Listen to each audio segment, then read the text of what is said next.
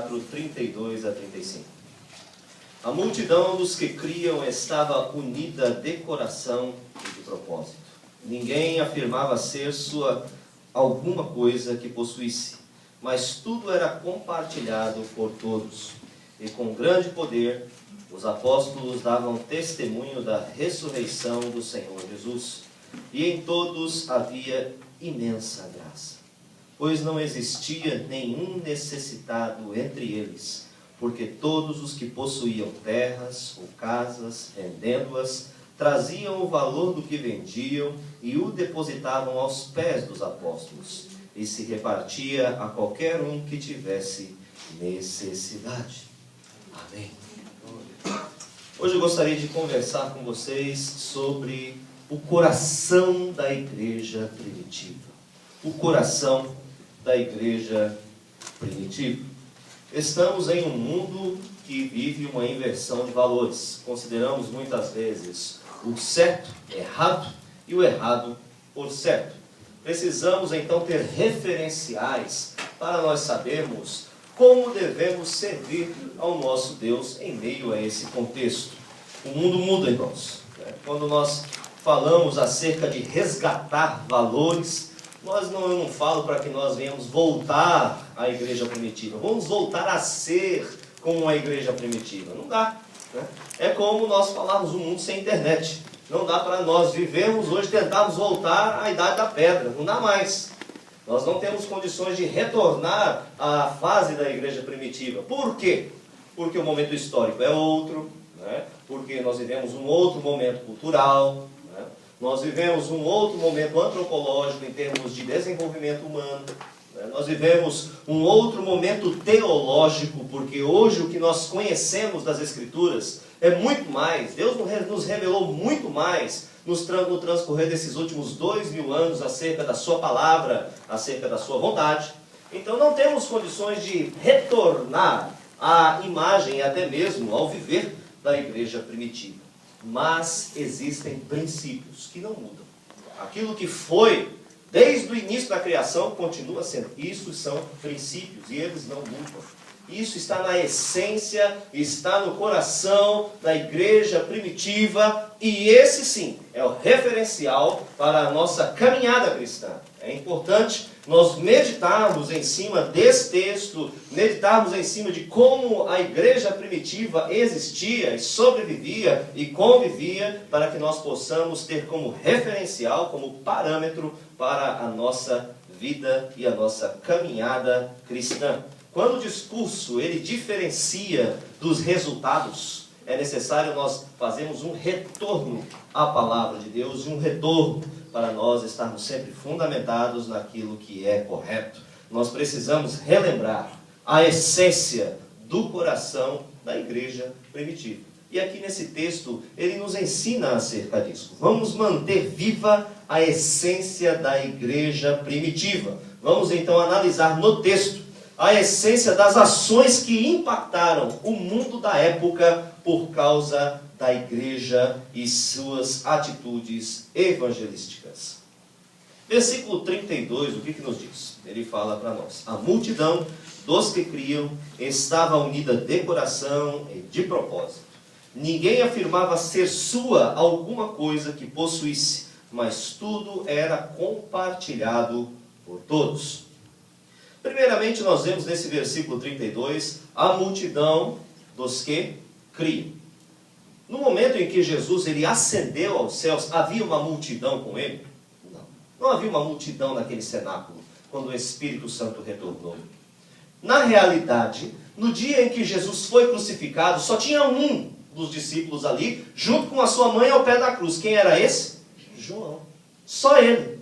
Da multidão dos que criam, dos que andavam com Jesus, e depois foi havendo aquela triagem até o dia em que ele foi preso ali no Monte das Oliveiras e levado para a casa do sumo sacerdote e ali encaminhado para a crucificação. Passou por todo aquele processo de julgamento injusto, porque já estava predito por Deus que ele iria morrer daquela forma. Nós observamos que o número da multidão dos que o seguia se desapareceu.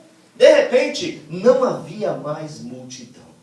De repente não haviam mais seguidores de Jesus. Ele se viu sozinho. Mas aqui nesse texto ele nos fala acerca da multidão dos que creram. Enquanto Jesus estava na terra fazendo milagres, havia uma multidão seguindo a Jesus. E esses discípulos tiveram a oportunidade de ver milagres. Eles também foram usados por Deus para fazer milagres, para pregar o evangelho do reino, para expulsar demônios, para curar enfermos. E eles viram uma grande multidão acompanhando Jesus e os discípulos por causa dos milagres. Mas agora, tudo isso era passado. Quando eles estavam dentro daquele cenáculo, antes do dia de Pentecoste, esperando o cumprimento da promessa, tudo isso era passado. Somente lhes restava um futuro incerto. A única razão deles estarem reunidos naquela sala, esperando o cumprimento da promessa, era porque o Senhor Jesus lhes havia prometido: fique em Jerusalém, até que do alto vocês sejam revestidos de poder. 10 dias depois da sua ascensão, o Senhor enviou o seu Espírito Santo, deu um start na igreja, para que essa pudesse desenvolver o seu ministério. E aí nós observamos a ação miraculosa de Deus. Foi o momento em que os discípulos foram cheios do Espírito Santo. Foi o momento em que eles saíram do quarto em que eles estavam reclusos, naquele salão, e eles foram para as multidões e começaram a falar. E aí novamente as multidões fluíram em Jerusalém para ouvir a palavra do Evangelho. Por que as multidões retornaram? Irmãos, só quem faz as multidões virem é a presença de Deus. Só o Espírito Santo, só a ação de Deus é que faz com que as pessoas se convertam e aceitem e queiram beber desta água.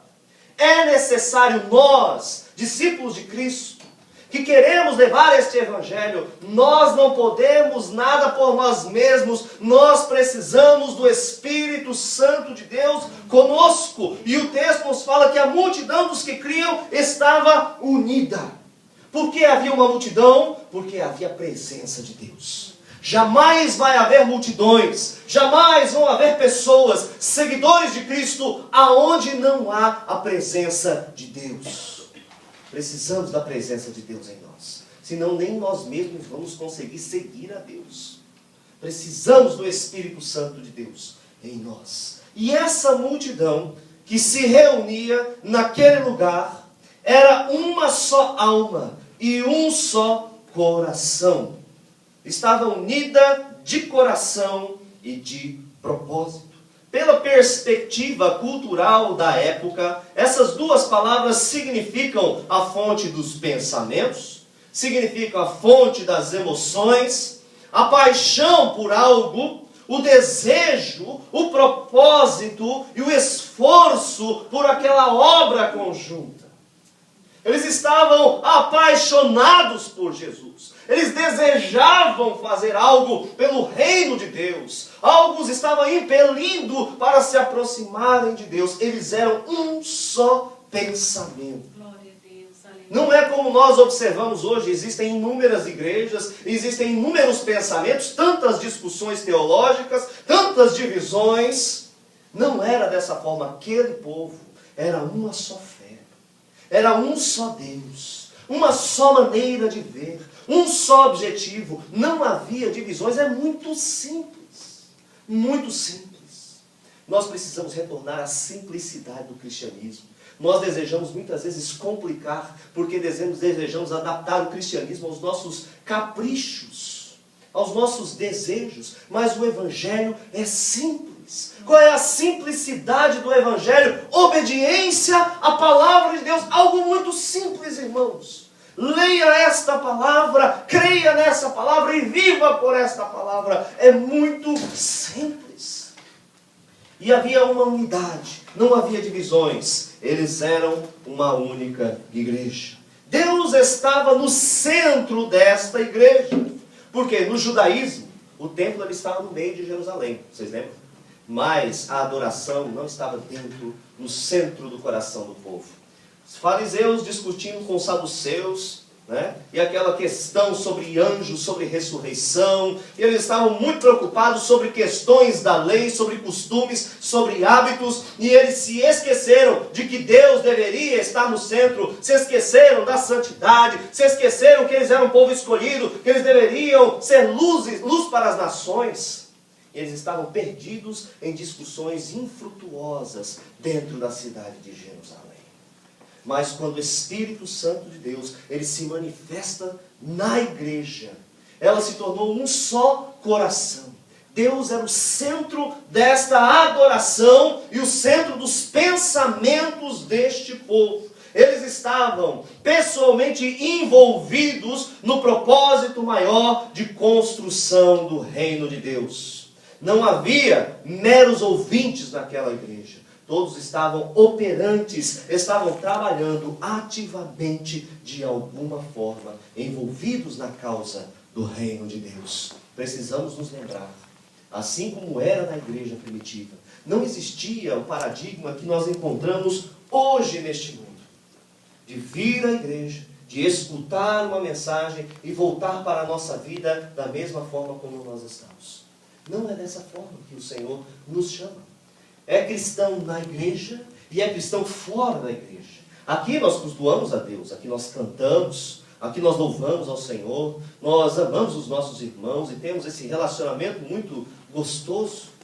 Mas quando nós saímos daqui, nós também evangelizamos, nós cuidamos dos nossos filhos à maneira de Deus, nós temos um casamento aos moldes que o Senhor tem para nós, nós somos cristãos do lado de fora também.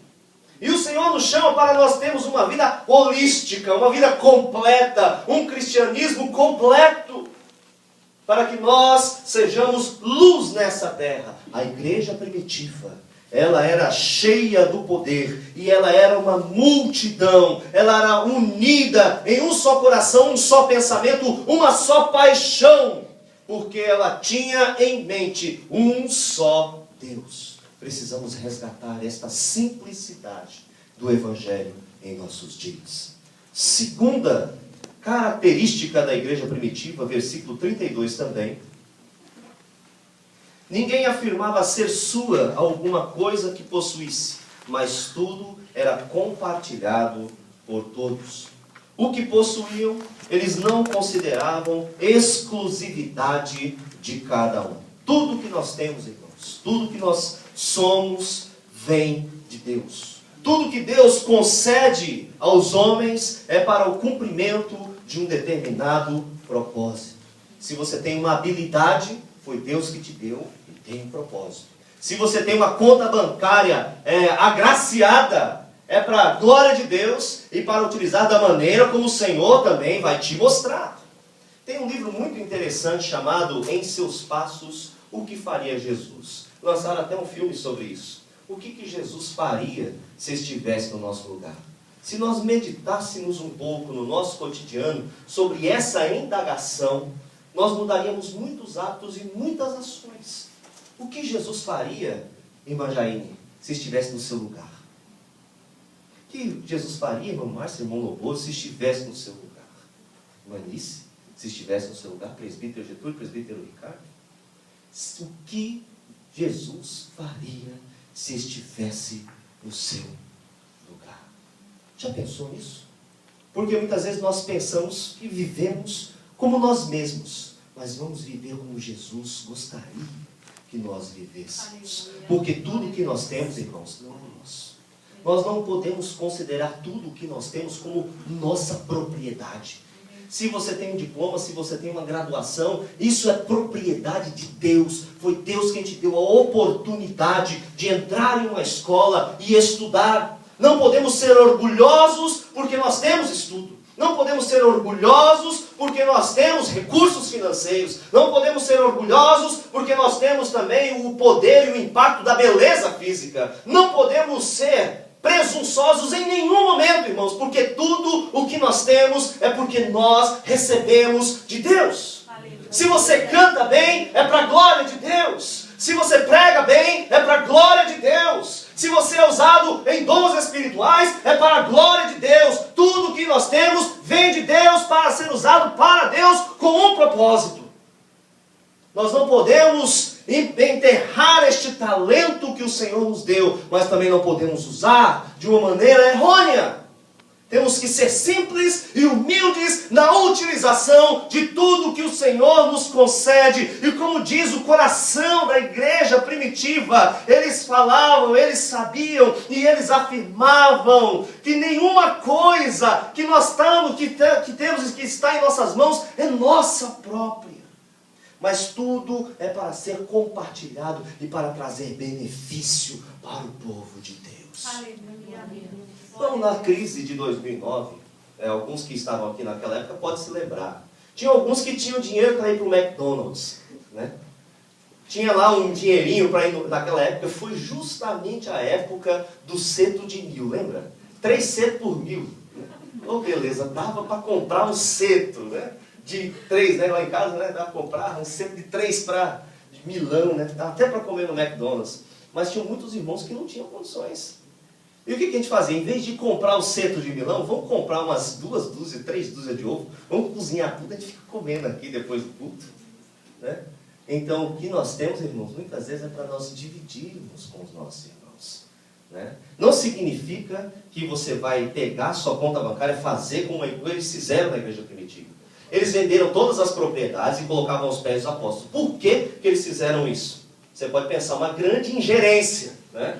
Se eles fossem mais inteligentes, eles poderiam fazer como foi feito naquele livro, Um dos Seus Passos, o que faria Jesus. Aquela dona de uma gráfica, em vez dela vender, ela estava cogitando em vender a gráfica para poder dar todo o dinheiro na igreja. E o que ela fez? Ela não vendeu tudo, Deus deu sabedoria para ela, pelo menos no romance deu, né? Ela não vendeu, o que ela fez? O lucro que ela tinha, ela revertia para a obra da igreja, para a obra missionária.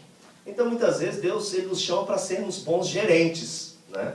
Não significa que você vai exaurir todos os seus recursos, retirar toda a sua conta bancária e vir aqui na salva da oferta e depositar tudo. Não significa isso, irmãos.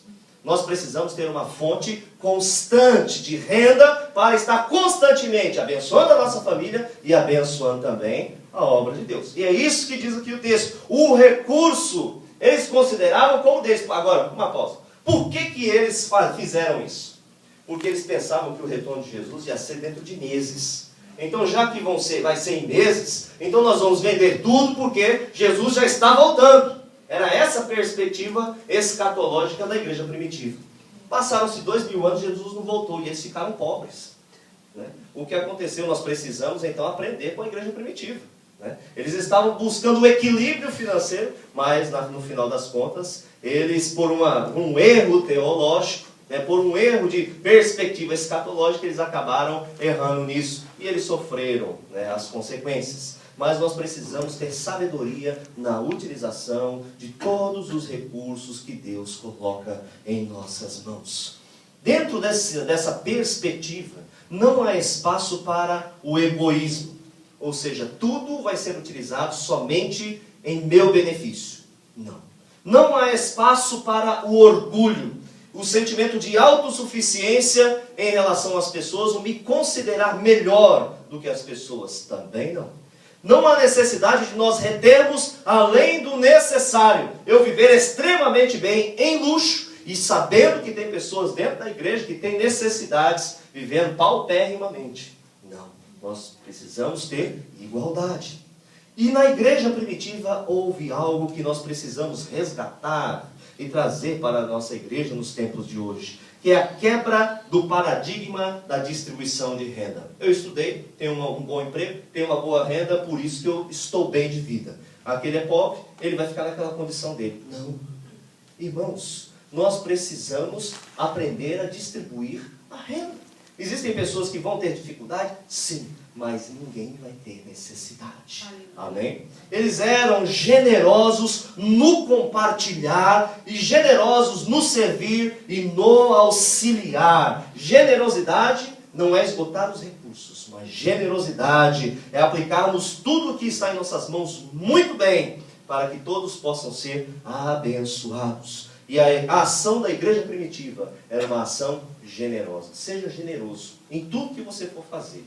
Quando você for receber alguém na sua casa, não coloque uma miséria de comida na mesa. se você tem condições de dar um bom prato de comida para a sua família ou para os seus amigos. Né? Se você vai dar alguma coisa para alguém, não dê uma roupa rasgada que nem você vestiria. Seja generoso.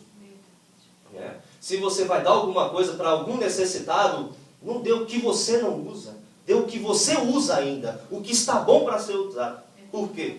Porque da mesma medida em que nós também abençoamos, na mesma medida que nós queremos ser abençoados, nós também devemos abençoar as pessoas. Então nós precisamos ser generosos. Generosidade. E é algo que nós precisamos resgatar, e era um dos valores da igreja primitiva. Versículo 33. E com grande poder os apóstolos davam testemunho da ressurreição do Senhor Jesus. E em todos havia imensa graça. Outra característica da igreja primitiva: poder e imensa graça. Grande poder sobre os apóstolos para testemunhar. Então essa atmosfera de fé, eles eram perseguidos, né? Mas a despeito das perseguições, havia um amor altruísta muito grande entre os irmãos, havia generosidade, havia o cumprimento do propósito de Deus, havia igualdade entre os irmãos, havia cooperação. Nesse contexto, havia multiplicação do alimento espiritual. Aquele que é contrito, quebrantado, aquele que é fiel, que é generoso, que é comprometido com Deus, por meio da sua palavra, o Senhor sempre o alimenta. Eu acho que eu já contei esse testemunho aqui. O pastor Átila Brandão, ele, que era o pastor da minha igreja lá no Brasil, ele chegou e foi para uma igrejinha lá no interior para ouvir um culto. Ele passou ali pelo interior e foi naquela igrejinha pequenininha, né? Ali o pastor, ele começou com uma pregação, ele começou de um jeito, terminou de outro, não tinha uma homilética organizada, né? Mas Deus o abençoou tremendamente. Ele falou: sai tão alimentado daquela igreja, daquele dia. Sabe por quê, irmãos? Porque quando nós somos pessoas com compromisso, você sai abençoado de qualquer lugar, de qualquer igreja, de qualquer culto. Onde há essa atmosfera de fé, onde há essa atmosfera de amor, onde há essa atmosfera de generosidade, o seu coração, coração quebrantado, Deus vai falar com você em todos os lugares.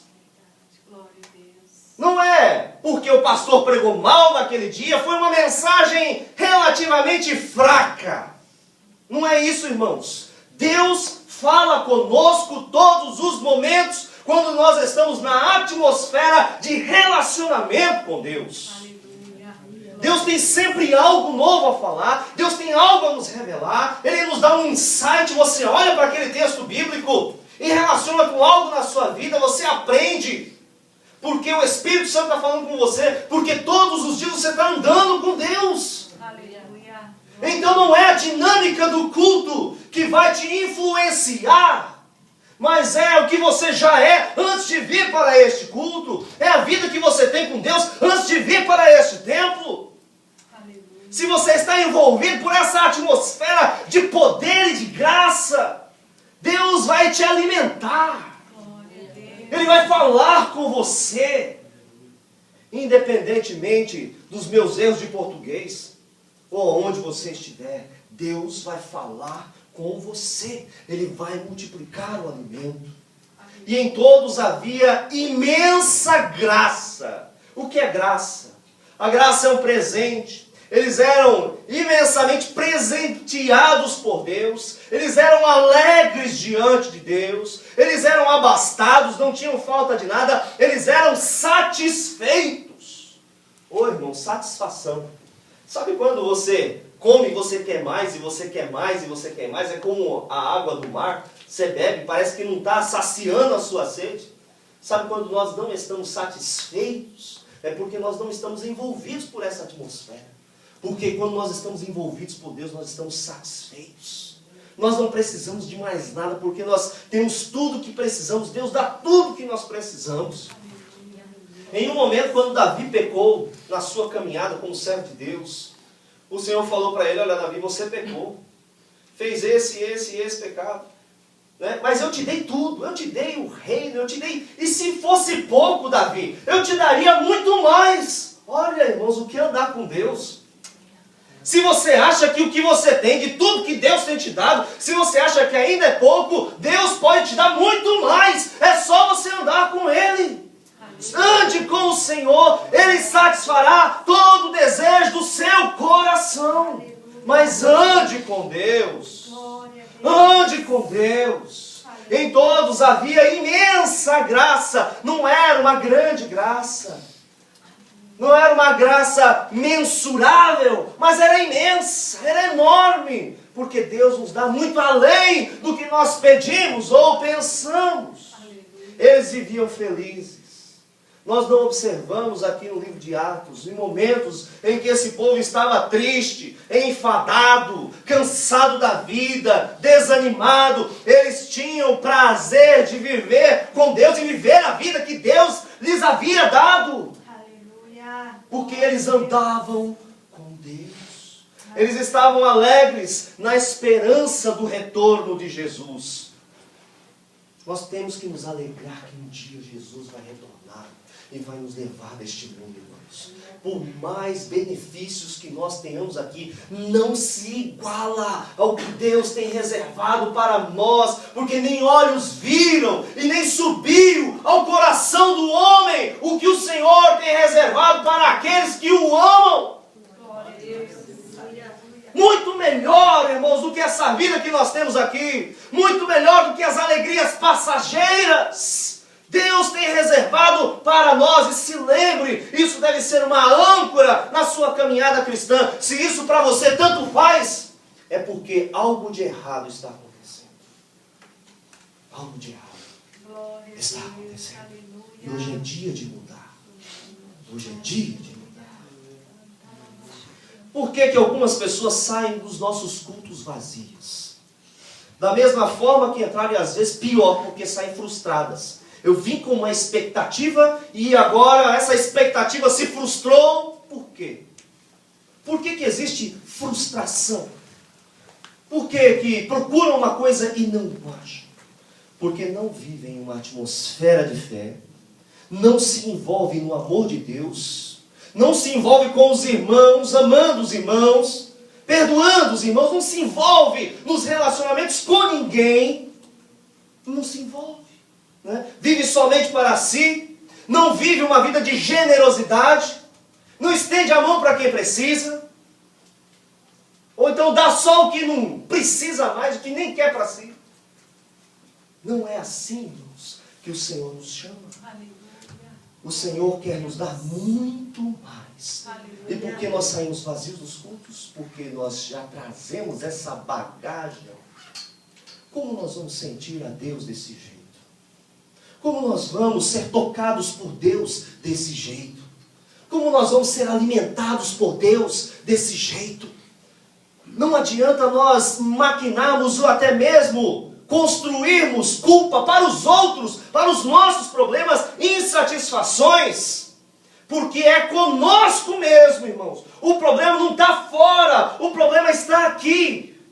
Porque independentemente das circunstâncias, eu posso ter paz em todo o tempo. Independente das circunstâncias, eu posso estar alegre em todo o tempo. Eu posso ter fé em todo o tempo. Posso estar estimulado a viver com Deus em todo o tempo. Independentemente das circunstâncias. E por que isso não acontece? Porque algo precisa ser transformado aqui.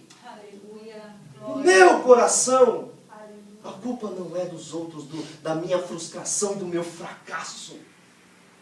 A culpa é minha mesma. Minha mesma. Nós podemos, irmãos, dizer que Deus está acima de tudo para nós. Podemos dizer. Não. Se você perguntar para qualquer um aqui, em todas as igrejas que você for, não, Deus está acima de tudo para nós. Tecnicamente, sim. Praticamente, nem sempre. Nem sempre. Porque nós dizemos que amamos a Deus acima de todas as coisas, mas por vezes dedicamos mais atenção a essas outras coisas do que a Deus. Tecnicamente nós dizemos que tememos a Deus, mas nós não buscamos aprender a palavra de Deus e obedecer essa palavra. Tecnicamente, sim. Tecnicamente dizemos que Ele é mais importante, mas nós não dedicamos tempo a Deus para Ele falar conosco. Então, tecnicamente, nós temos Deus acima de todas as coisas, mas na prática, nem sempre. E Deus não vê conforme os olhos humanos. Ele olha para cada um de nós aqui, Ele não vê o que eu estou vendo, Ele vê o seu coração, Ele vê a sua vida.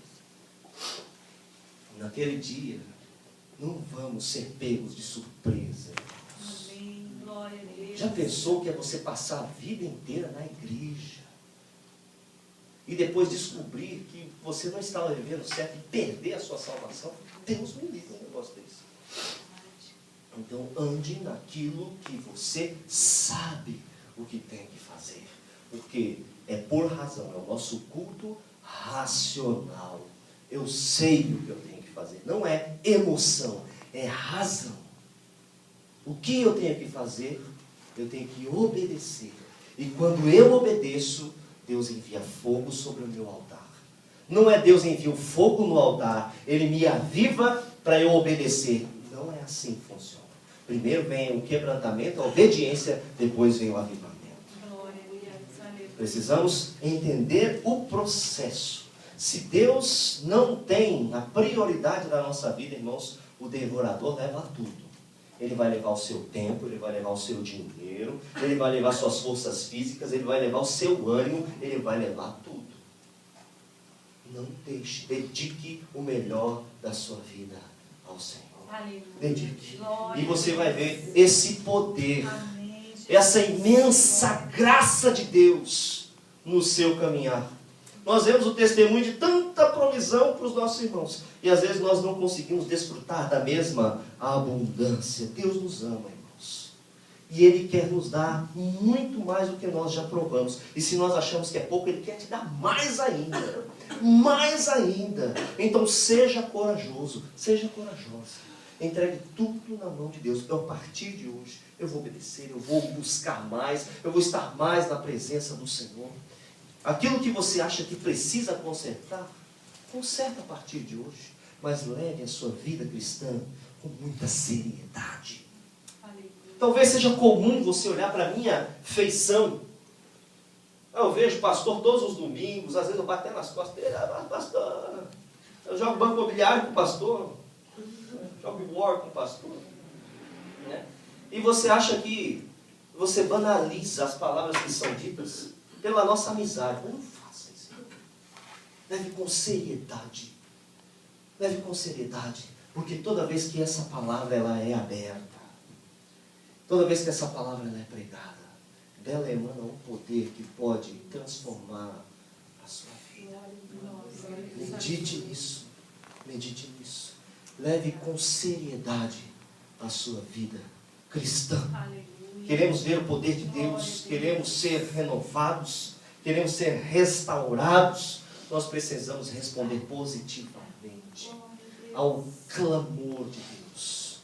Se atentamente ouvires a minha voz, vamos ouvir a voz de Deus. Ouvir não no sentido só de ouvir, de usar a nossa capacidade auditiva, mas o que o texto quer dizer, se atentamente você obedecer ao que eu te digo, atentamente obedeça ao Senhor, e você vai ver a operação dele em sua vida. O seu altar vai ser renovado e restaurado. Ele tem muito mais para você. Versículo 34, último ponto dessa mensagem. Pois não existia nenhum necessitado entre eles, porque todos os que possuíam terras ou casas, vendendo-as, traziam o valor do que vendiam e o depositavam aos pés dos apóstolos. Irmãos, não havia nenhum necessitado entre eles. O texto não está dizendo, não havia nenhum necessitado em Jerusalém, porque havia a igreja em Jerusalém. Não havia necessitados em Israel e em Judá, porque Deus trouxe a prosperidade para aquele país. Não houve a prosperidade para toda aquela região conquistada pelos romanos, porque tinha Seikatsu Rogô, ninguém ficava na rua. Não é isso, irmãos. O que o texto nos fala? Não havia necessitados entre eles. A primeira coisa que eu falo para alguém que está tendo necessidade e ainda não é convertido, venha para a igreja. Parece demagógico, né? Parece uma coisa assim, meio sem sentido. A pessoa precisa do pão, eu falo para vir para a igreja. Eu dou o pão também, mas eu falo, vem para a igreja. Sabe por quê, irmãos? Porque no nosso meio não tem nenhum necessitado. Eu conheço todo mundo aqui, ó. Não tem nenhum necessitado. Nunca teve nenhum necessitado nessa igreja. Nunca teve. Porque o Senhor está conosco. Uns têm mais, outros têm menos, mas ninguém aqui é necessitado. Não há necessitado entre eles. Todas as suas necessidades eram supridas. Vem para a igreja, irmão. Olha como é importante estar na igreja. E tem pessoas que minimizam essa grande necessidade. Eu posso servir a Deus na minha casa. Eu posso servir a Deus sozinho. Não preciso de igreja. Mentira do diabo, irmão. Você precisa da igreja. Porque quando você está no corpo de Cristo, você é machucado, você é ferido, você perdoa, você também machuca o outro. A gente aprende, a gente pratica o amor. É gostoso, irmão. A gente se ajuda, a gente briga como irmãozinho. Eu vejo o Daniel e a Ana Cláudia, de vez em quando, pega fogo. É irmão! Mas que gostoso, eu queria ter irmão. Não é para brigar, eu queria ter irmão. Sou filho único. Mas você vê que a igreja é nesse mesmo modelo. Às vezes sai um pega-rabo, pega uma coisa assim, sai uma faísca. Esse dia eu fui comprar uma pimenta lá no produto brasileiro, o nome da pimenta é faísca. Parece o que tem aqui de vez em quando, sai uma faísca aqui. Semana passada até puxei a orelha do povo. Sai faísca. Mas nós somos o povo de Deus, irmão. E como é importante nós estarmos juntos, irmão. Você estando juntinho aqui, você não vai ter necessidade de nada. Na hora que você precisar, vai ter alguém para te estender a mão. Se você estiver no hospital, vai ter alguém para te visitar. Se você perdeu o seu emprego, vai ter alguém para te ajudar. Vai ter alguém para te dar telefone de empreiteira. Não é? Todas as suas necessidades vão ser supridas neste lugar. Aleluia. Glória a Deus. Vai faltar. Né? Não vamos ter falta de nada. Não vai faltar também, irmão, alegria para você viver. Não vai faltar alegria para viver. Não vai faltar força para você trabalhar. Porque o Espírito Santo de Deus vai te dar força para trabalhar. Não vai faltar prazer na vida cristã. Porque você vai estar andando com Deus e vai estar no meio do povo de Deus. Não vai faltar poder de Deus sobre a tua vida pessoal. Não vão faltar mensagens que vão te inspirar a mudar de vida e crescer com Deus. Não vão faltar. Não vai faltar cura quando você precisar. Não vai faltar solução para os seus problemas quando você precisar. Não vai faltar provisão material, não vai faltar o pão na sua mesa, não vai faltar o teto para você se abrigar, não faltará família dentro do povo de Deus, não faltarão amigos verdadeiros, não faltará o consolo do Espírito Santo. Você não vai ter falta de nada enquanto você estiver no meio do povo de Deus. Esteja no meio do povo de Deus. E por fim não vai te faltar salvação. Vamos estar andando juntos. Com os nossos defeitos. Mas nós vamos estar andando juntos. Em amor para a glória do Senhor. Glória a Deus, aleluia. Concluindo essa mensagem. Antes de acontecer esse grande mover aqui no livro de Atos, no capítulo 4. Relatado. Nós vemos que Jesus ele precisou ter uma conversa com o líder da igreja. Pedro ele seria o líder da igreja, o líder dos discípulos e, consequentemente, o líder da igreja, da comunidade que iria nascer. E Jesus ele precisou conversar com Pedro. Lá em João capítulo 21, versículos 15 a 19, você conhece esse diálogo. Ele precisou conversar com Pedro antes. E Jesus perguntou para ele: Pedro, você me ama? É muito séria essa pergunta que eu estou fazendo para você. Você me ama? Olha, Pedro, se você me ama, vou parafrasear o que Jesus falou para ele. Pedro, se você me ama, então você entrega a sua vida para eu te usar como eu quiser, Pedro. Não é do jeito que você quer, né? Com você, os seus limites, é sem limite. Você me ama? Então me dá a sua vida para eu usar como eu quiser. Eu. Pedro, você me ama? Então você deixa as reservas de lado. Porque muitas vezes nós temos reservas nos nossos relacionamentos. Eu vou até aqui, a partir daqui eu já não falo mais nada. Ou então eu faço até aqui, daqui em diante eu não faço mais nada. Nós somos pessoas reservadas. Mas Pedro, Jesus olhou para Pedro e falou assim: olha, Pedro, é sem reservas. Você me ama? É sem reservas. É tudo. Ou é tudo ou nada. Eu quero tudo de você, Pedro. Pedro, você me ama? Então você acredita que eu vou suprir todas as suas necessidades? Quando você for para de cidade em cidade pregando este evangelho, né, você crê que eu vou suprir todas as suas necessidades, Pedro? E você vai ver que eu te amo. Você vai ver que eu te amo. Pedro, você me ama? Então não tenha medo. Me siga com todo o seu coração. Não é metade, é todo o seu coração. Toda a sua vontade. Me coloque como prioridade na sua vida. Se o líder da igreja, e se você que lidera a sua casa, não for assim, seus filhos que vêm atrás de você, não vão querer também, vão ser cheios de reserva com Deus. Vão ser cheios de poréns com Deus. Não estou falando só de pastor, não. Né? O líder da igreja, ele precisa ser uma pessoa sem reservas, precisa ser uma pessoa que coloca Deus em prioridade. Mas o líder do lar também precisa. Porque senão os filhos que vêm atrás vão ser pessoas cheias de reserva com Deus. Vão ser pessoas cheias de porém com Deus. Cheias de mais com a igreja e com o povo de Deus. Nós temos que ser líderes de família que não coloquem reservas. A igreja é uma bênção, meu filho.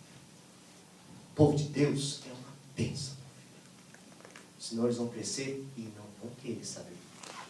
Depois você vai roer os dentes de preocupação com os filhos fora da igreja, sem amar Jesus.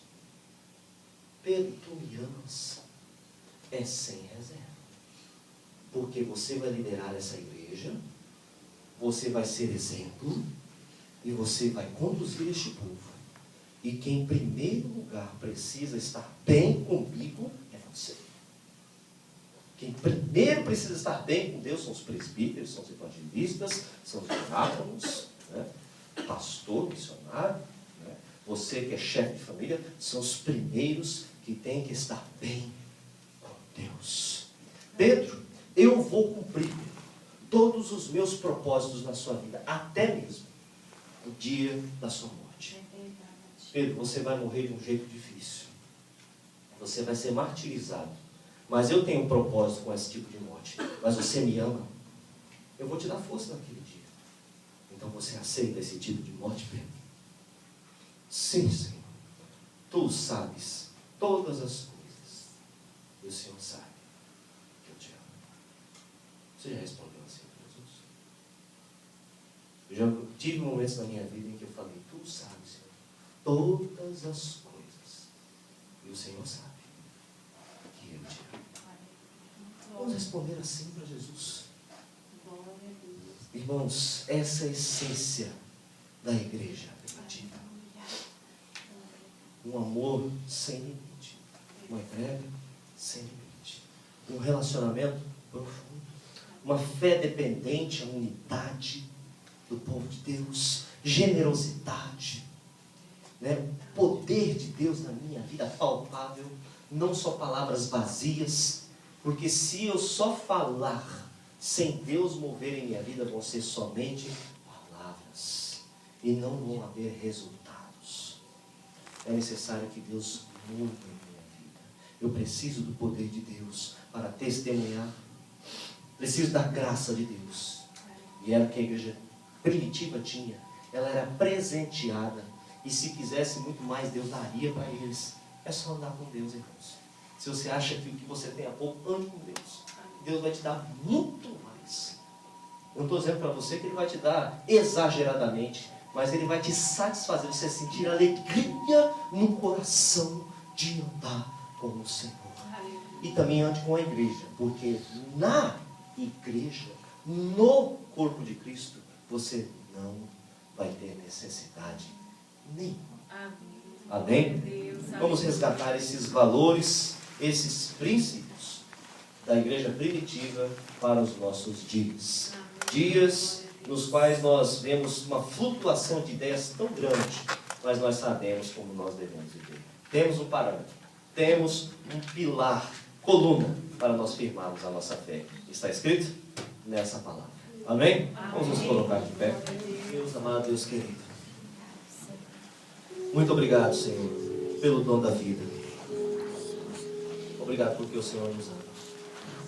Obrigado porque o Senhor nos chamou para herdarmos o Teu reino, a salvação e a vida eterna. Deus amado, eu não faço nada.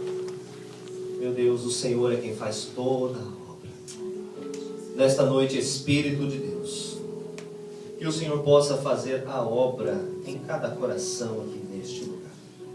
Que haja paz no meio do Teu povo, Senhor. Que haja fé no meio do Teu povo, Senhor. Que haja alegria no meio da Tua igreja, Senhor. Traz satisfação para o coração do Teu povo. Traz, ó Deus, harmonia dentro das famílias, nos lares. Meu Deus, coloca o equilíbrio, o amor nas palavras, Senhor. O amor nas palavras dos Teus servos, das Tuas servas, uns para com os outros. O amor que perdoa, o amor que fortalece, que encoraja, o amor que nos une a despeito das nossas diferenças, o amor que traz respeito e gratidão. Enche o nosso coração com este amor que vem dos céus. Ó Deus, que nós possamos depender de Ti todos os dias da nossa vida. Que nós não venhamos nos orgulhar por nada. Que sejamos um povo humilde, um povo humilde de palavras, um povo humilde de ações, porque o Senhor nos chamou para sermos assim. Ó Deus, o Senhor deseja que nós sejamos humildes de coração, para que nós vejamos ao Senhor. Nós queremos ver, ó Deus, a Tua revelação, nós queremos ver o Teu reino, queremos ter experiências maiores contigo, queremos ver o futuro, Senhor, tudo aquilo que o Senhor nos reserva, mas nós também precisamos ser humildes. Pai amado, nós queremos ser pacificadores também, Senhor. Nós queremos andar na Tua palavra, nós queremos fazer a Tua vontade. Ajuda-nos, ó Deus, a resgatar estes valores da igreja primitiva, a generosidade, o poder para testemunhar, Senhor. Que não venhamos testemunhar com palavras vazias, mas que nós venhamos viver este evangelho de uma maneira intensa, viver a obediência de uma maneira intensa, viver a comunhão com o Teu Espírito Santo de uma maneira intensa, meu Pai. Que nós venhamos orar e buscar e ler a Tua palavra e nos aprofundarmos e mergulharmos no rio da virtude do Teu Espírito, no rio desta comunhão maravilhosa, meu Deus, que está à nossa disposição. Que nós possamos deixar para trás o emocionismo, Senhor, e nos envolvermos com este evangelho de uma maneira consciente. Em nome de Jesus, nos entregarmos a Ti, obedecemos a Tua voz, Senhor, e seguirmos ao bom pastor. O Senhor nos falou também de uma maneira audível, falou também a Pedro, aos discípulos, meu Deus, coisas verdadeiras e concretas para que eles fizessem. Meu Deus, da mesma forma o Senhor nos chama para Te seguir, que nós possamos também obedecer a Tua voz em amor, para que nós vejamos ao final de todas as coisas a salvação e a vida eterna. Deus amado, perdoa os nossos pecados, meu Pai. Se nós temos andado de uma forma que não Te agrada, se detectamos, ó Deus, que de alguma forma não temos andado em harmonia com o Teu Espírito Santo, que o Senhor nos perdoe, meu Deus. Nos perdoe nessa noite, Senhor. Restaura a nossa comunhão contigo. Nós queremos, ó Deus, voltar a orar, ó Deus. Nós queremos voltar a estar mais próximos de Ti, a falar contigo, Senhor. Nesta noite, reaviva os corações, meu Pai. Leva-os, ó Deus, à Tua presença, com decisões concretas, em nome do Senhor Jesus Cristo. Meu Deus, que nós possamos resgatar estes valores e viver mais intensamente contigo, em nome do Senhor Jesus Cristo. Abençoa as famílias, abençoa os casais, abençoa os jovens, meu Deus, seus filhos. Abençoa, meu Senhor amado, os nossos irmãos, a comunhão com a Tua igreja. Abençoa, meu Deus amado, a nossa caminhada cristã, todo o trabalho de evangelização que temos feito. Multiplica as almas, Senhor. Traga mais vidas para que nós possamos também falar acerca do Teu Evangelho. O Senhor é quem dá o crescimento. Faz essa igreja crescer também para a glória do Teu nome. Usa-nos nesta terra enquanto nós aqui estivermos e glorifica o Teu nome em nós. Para a glória do Teu nome é que nós oramos agradecidos em nome de Jesus. Amém. Amém. Muito obrigado, Senhor. Podemos. Agradeço a oportunidade de novo.